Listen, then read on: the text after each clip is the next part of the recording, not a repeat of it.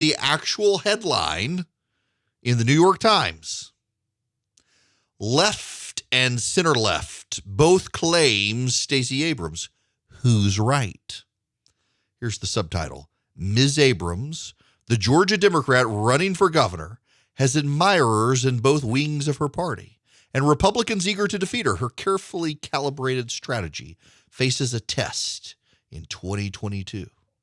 To left-leaning Democrats, Stacey Abrams, who is making her second run for Georgia governor, is a superstar, a nationally recognized voting rights champion, a symbol of her state's changing demographics, and a political visionary who registered and mobilized tens of thousands of new voters, the kind of grassroots organizing that progressives have long preached.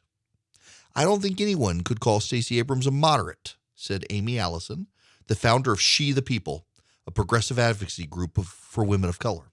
Moderates would beg to differ. They see Ms. Abrams as an ally for rejecting left-wing policies that center-left Democrats have spurred, like Medicare for All, the Green New Deal to combat climate change, and defunding of law enforcement in response to police violence.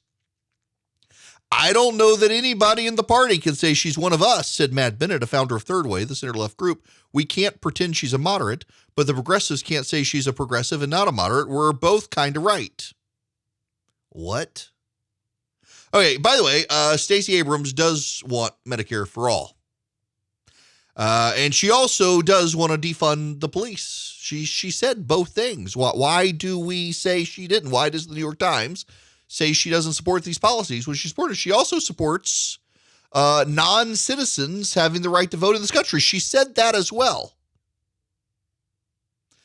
She's wanted to prolong shutdowns over the pandemic, and they don't want to give her the courtesy of listening to her. This is the thing that the media likes to do to Democrats. They never want to give the Democrats the courtesy of believing what they say. She is who she says she is. Stacey Abrams says she's a progressive. She makes no bones about it. In 2018, I interviewed Stacey Abrams. I interviewed everyone running for governor in Georgia. I actually liked the interview. She is, by the way, a very nice person, even as we disagree fundamentally on everything. But one of the things she said, and I admired her for saying it, is that she is a progressive, that she's not going to run to the center and then run to the left. She's going to run to the left and persuade people that her values are good for her. Now, that was Stacey Abrams in 2018 saying that. That was Stacey Abrams who said that. In 2018, Stacey Abrams said she saw no need to do what Democrats in Georgia have done in the past, which is run to the left in a primary and then run to the center in the general. She was going to run to the left in the primary, and she was going to stay on the left and convince people that her values were their values. That was her. She said it. And now the New York Times is like, is she on the left or is she on the center? We have no idea. It's a carefully coordinated strategy. No. She said it. She said that non-citizens should have the right to vote. She said that. She said that. She said that she supports gun confiscation. She said she supports packing the Supreme Court. She said she opposes photo ID for voters. She says she wants a federal takeover of elections. She said all of these things. She said she supports aggressive abortion rights. How can the New York Times say she has a hard-to-name ideology? This is the New York Times. And this again goes back to the whole idea of the white guilt in the press corps. Now, this writer of the New York Times is not white, but the editors at the New York Times, they all perceive that they got to make right the wrongs they did in 2018 by focusing on Beto O'Rourke instead of Andrew Gillum and Stacey Abrams. So you're about to see this fawning press over Stacey Abrams in the national media. They're going to pretend she's not a progressive, and they're going to try to rewrite history. What I find so notable is Cody Hall. Cody Hall is a friend of mine. He was the comms director for Brian Kemp, and then he's moved over to the campaign, if I understand it right now. But he was the person who pointed this out, that the New York Times says she has a hard-to-name ideology, and yet she supports gun confiscation, wants to raise taxes, Puerto Rico and D.C. statehood, supports illegal aliens voting, supports packing the Supreme Court, supports federal takeovers of election, opposes voter ID, and on and on. She's a poster child of the far left. He pointed that out. And the aide to a Democratic senator in Washington replied and said, "That's racist. That's racist." Now, I read you Cody Hall's tweet. Hard to name ideology. And then has the little emoji for the check mark. Supports gun confiscation, wants to raise taxes, PR and D.C. statehood, illegals voting, supports packing SCOTUS, wants Fed takeover elections, oppose voter ID. I could go on. Stacey Abrams, poster child of the far left. That's his entire tweet. And he's attacked as being a racist for pointing out her record. Pointing out her record is racist. And pointing out her record apparently means a hard-to-name ideology. Why? Why are they actually doing this? It is partly guilt over 2018, but it also, like with DeSantis and attacks on DeSantis, this is about 2024. It's about 2024. They really need a bench. They don't have a bench. Joe Biden is old. Joe Biden is old. Joe Biden is old. Joe Biden's not all there. Let's just be real honest about this. Joe Biden has to be led around. Now, he's in charge, don't get me wrong. Ron Klain, the chief of staff, isn't calling the shots. Joe Biden is calling the shots. It's just Joe Biden only has about 3 hours in the day when he's awake and coherent to call those shots. Ron Klain is running this, and Joe Biden is running the White House like he's still in the Senate. In the Senate, you talk to senators. Longtime senators will tell you that old school senators like Joe Biden was allow the chief of staff to reign supreme, and the chief of staff arranges all the deck chairs on the Titanic and brings to the captain of the ship the decisions on how fast they want to sink. But the decision has already been made to sink by the chief of staff. It's just here are your options. Do we try to slow it down and evacuate the crew and the people, or do we just go for it and hit the bottom of the Atlantic? So at the end of the day, Joe Biden makes the decision, but Ron Klain structures the decisions. That's the way the Senate office worked. That's the way the White House works. And it's not working well for the Democrats.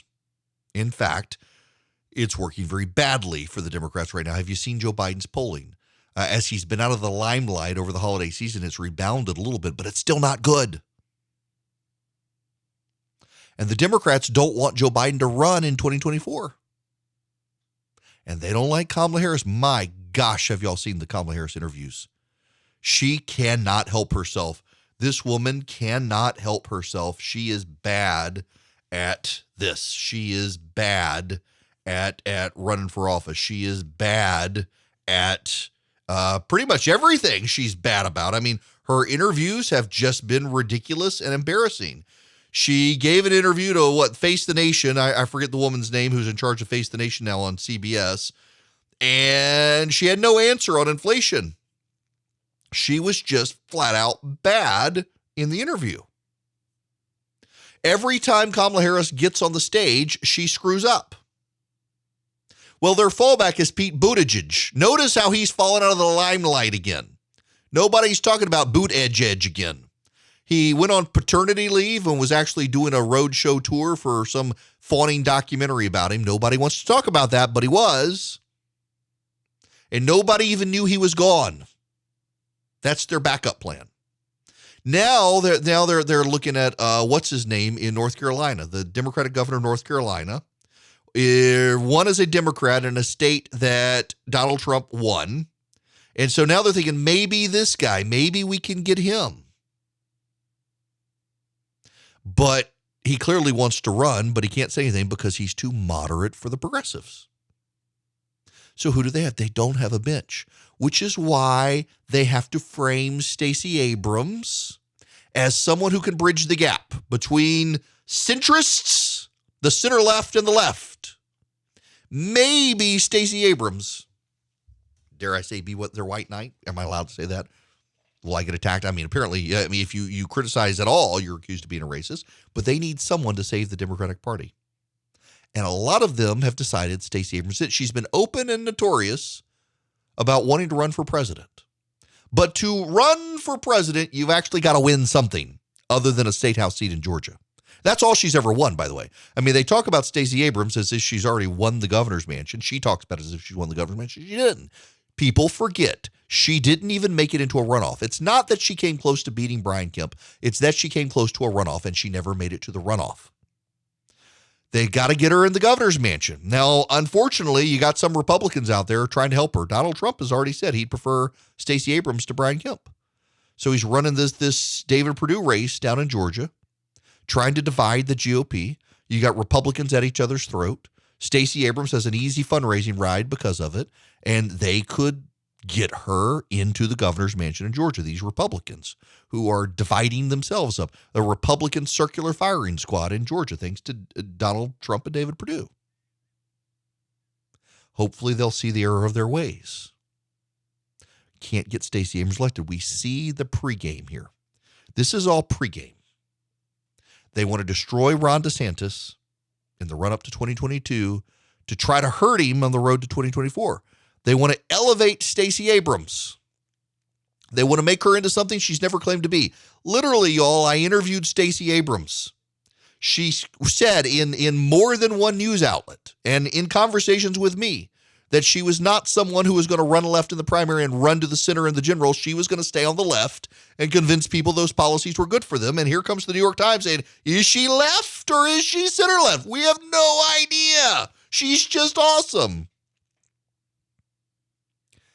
It's all because Kamala Harris sucks.